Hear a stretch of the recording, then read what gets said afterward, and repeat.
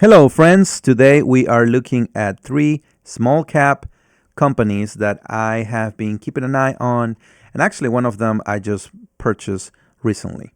Let's just jump right into it. First company is called EMO, ticker symbol POWW. It is trading right now somewhere around 279. Earnings are coming up soon. I'm filming this on the 6th, so in about 3 days, they're going to be coming up with their earnings report.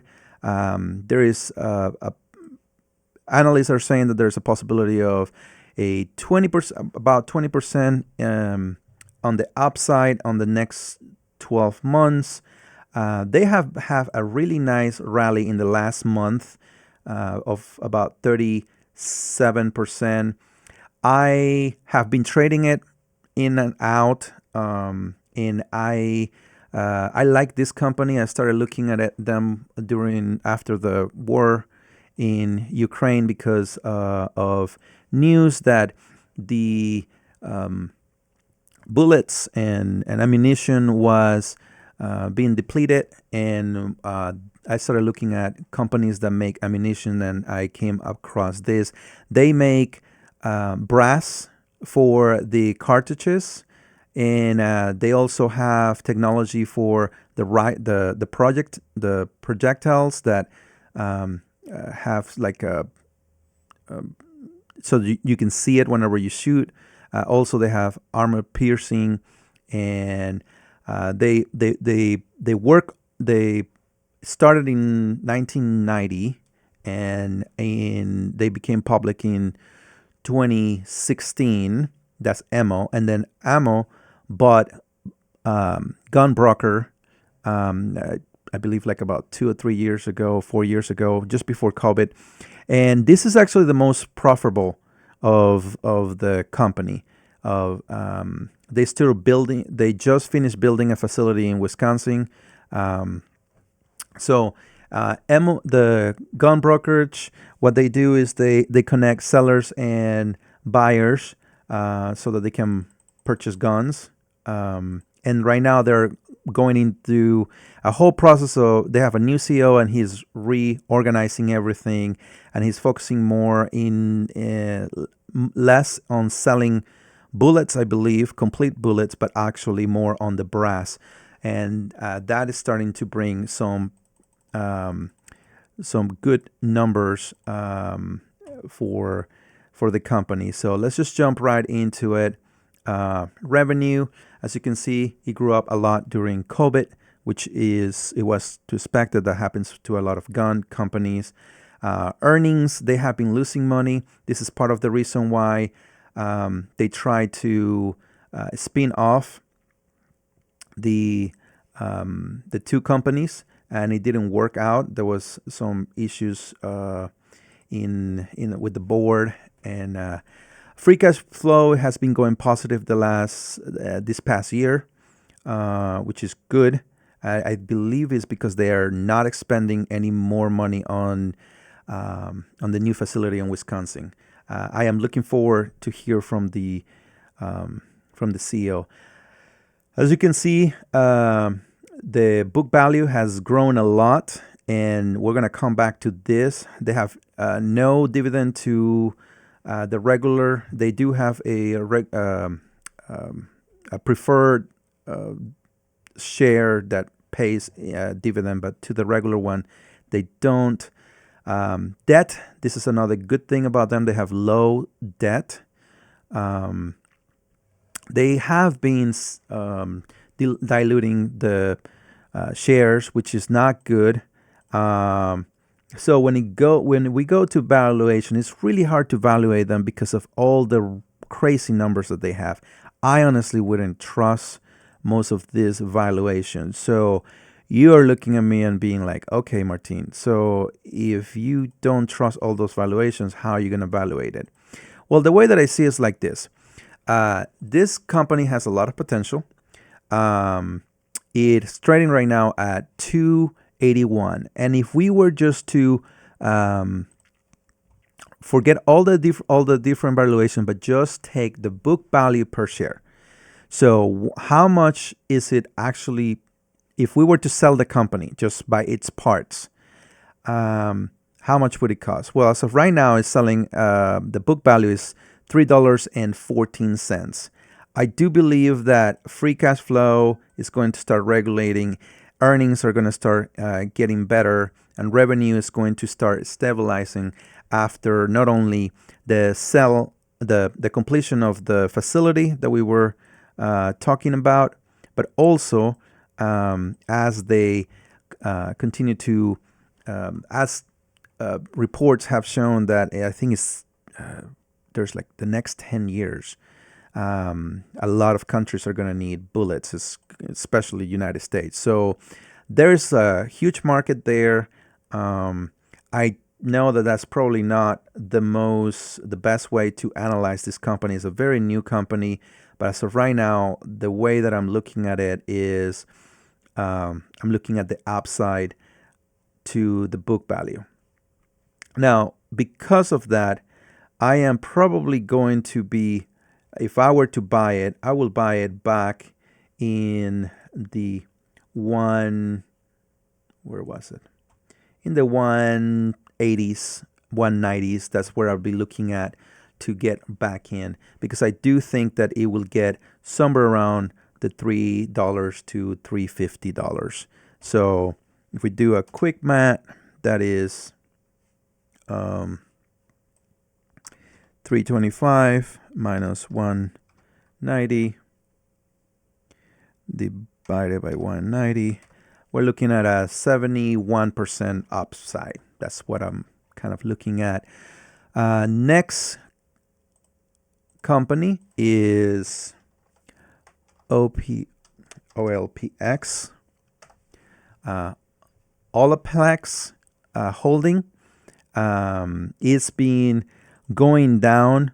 It has lost about 25% in the last month, and it has lost 74% since the beginning of the year. However, if you look at here, the target price that analysts are looking at is somewhere around $3.71. That's 168% of the upside. If you don't know who with this company does, this company makes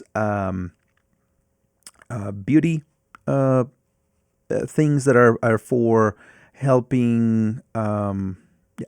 It's a patented, protected, proven, and potent hair care technology system that restores all hair types and in its healthy state possible. They're a very good company. They have been struggling lately, but before we jump into that, net sales, they sell about 43% to professionals, 24% direct to customer, and 33% to retails. 56% come from United States, and 44% come international. These are some of the products that they have. They have products for treating hair and baldness and different things like that. Also, they have to for maintaining the hair, and then also for protecting the hair. I think they have like a picture here of before and after. So this is a company that I've been taking a look at. It is a very new company. If you look at the financials, they went public in 2019.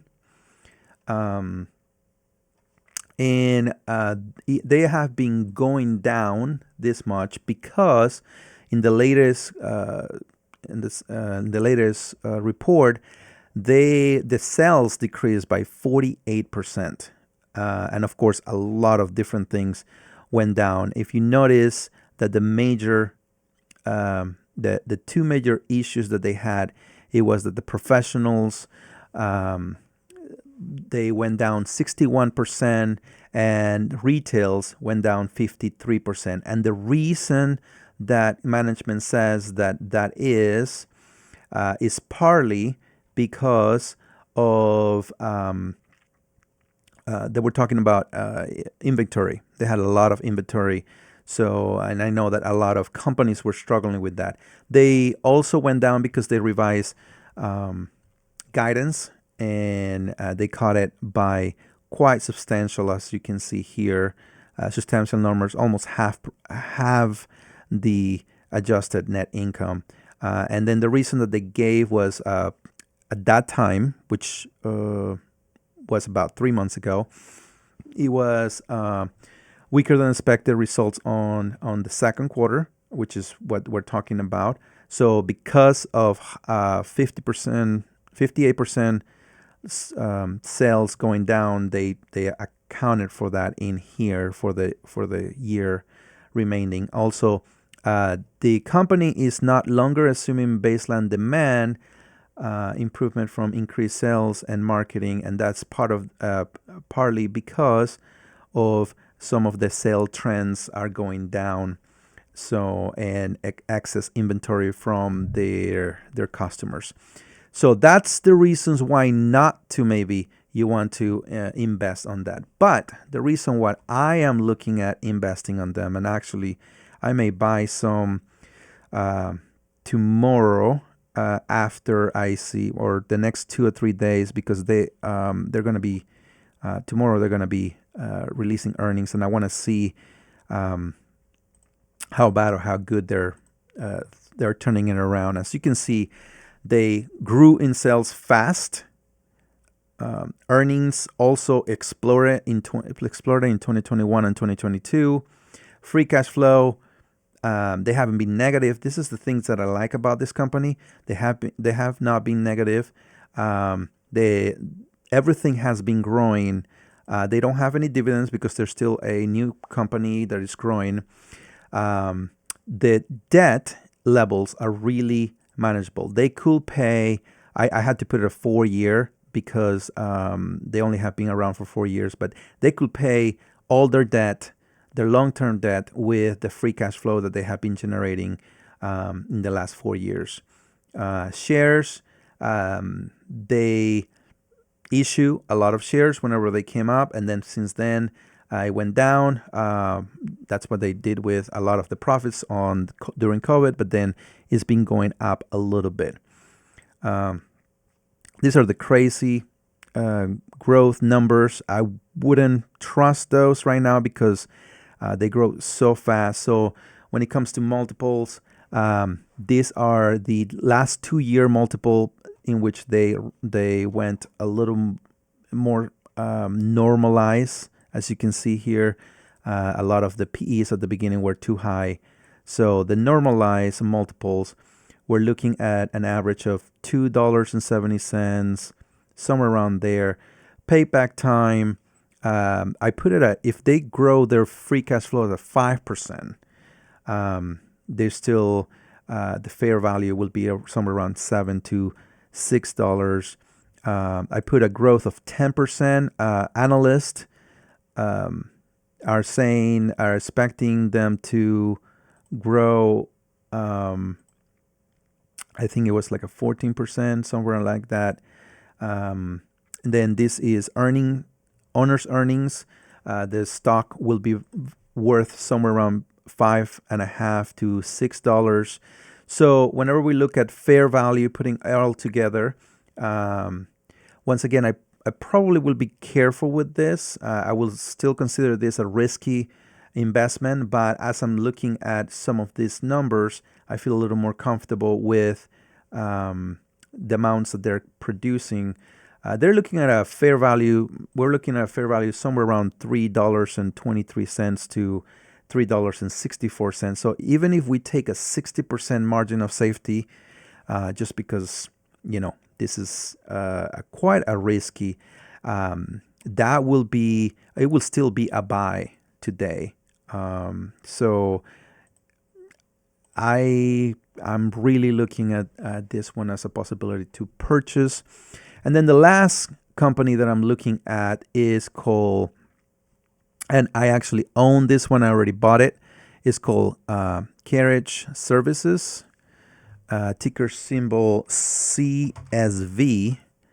I kept putting CVS. It's which I also own, CSV, Carriage Services, and analysts are expecting them to grow a target price in the next 12 months of $41, and they are going to be releasing new earnings on November 8th. In the past 5 days, it has been growing about a 7%, and part of the reason is because a bigger competitor, ticker symbol CSI, just reported, and they make quite amount of they reported a good amount of earnings. I think it was like a 10%. So that's part of the reason how it has been growing. So Carriage Services, one of the things that they do is they manage and purchase cemeteries and funeral homes.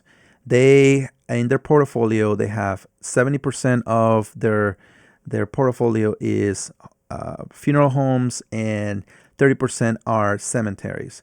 They own 173 funeral homes in 26 different states and 32 cemeteries in 11 different states.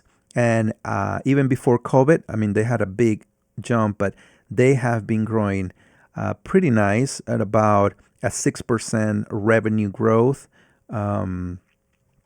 So the thing that when I was talking to my wife about this company, and she was right away saying, go and buy it. Part of the reason is this. I saw this from, I came across this company because of Patient Investor. That's a YouTuber.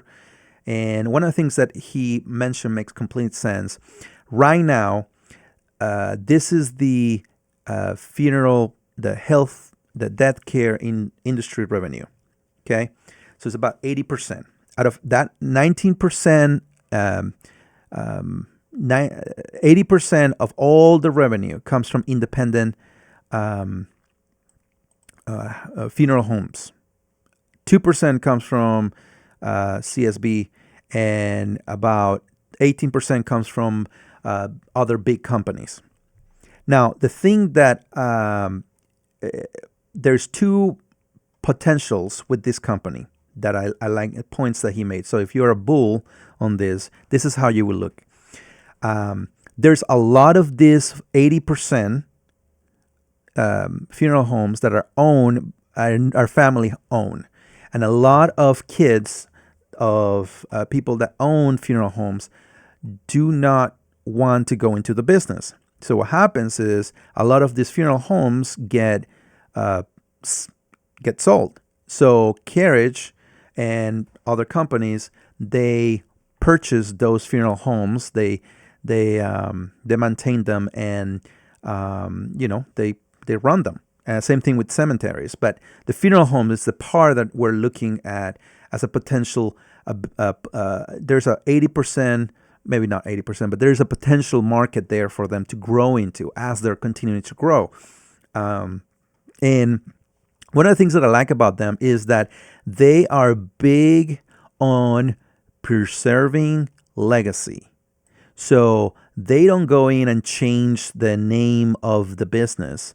What they do is they keep them. Just, they keep the name, like you can see right here, all of these different, they preserve the names of the legacies of a lot of these are funeral homes that people in their towns are very well known. They're respected members of the community. And I was looking at the last quarter results, and they grew sales by 8%, driven by a strong 16% growth in cemetery revenue and 4.6% growth on funeral. And my understanding is that a lot of they have a very nice regular income from the cemeteries, and then that also helps on the part of the funeral homes. Um, then the demographics, we know that people in the United States are getting older, and the outlook is to continue to grow their their revenue. Well, this is getting a little long, so let's jump to this. As you can see, in the last 10 years, nice revenue growth. In the last 10 years, you have grown about a 10% of revenue, steady, CAGR. Earnings are a little up and down. So in the last 10 years have grown about 7%. Profit margins are in diluted is about 5.3%.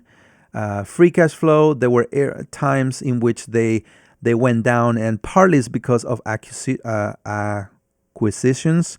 That's my understanding. So book value, there was a big dip on 2021. I don't remember what that was about, but I will encourage you to look into it. Remember, do not invest just because I am telling you to. I'm giving you this information. This is all for educational purposes. This is just for fun.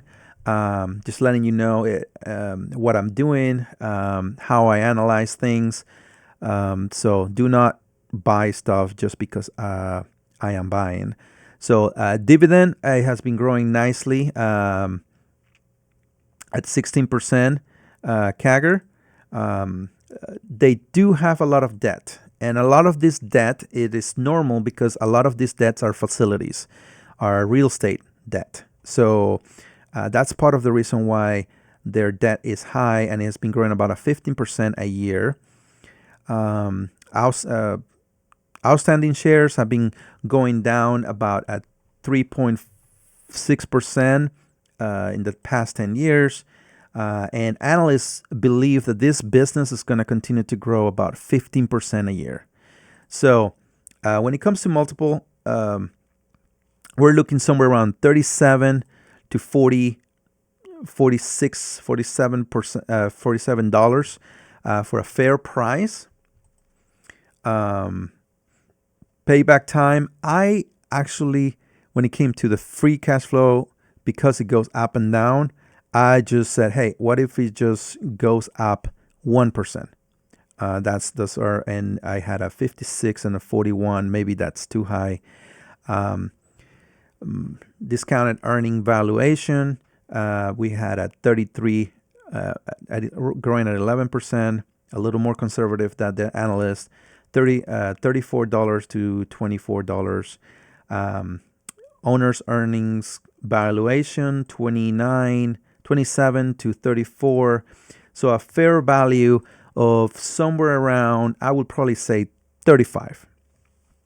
And when we look at the analysts, they're looking at about a $41 expected going to go up.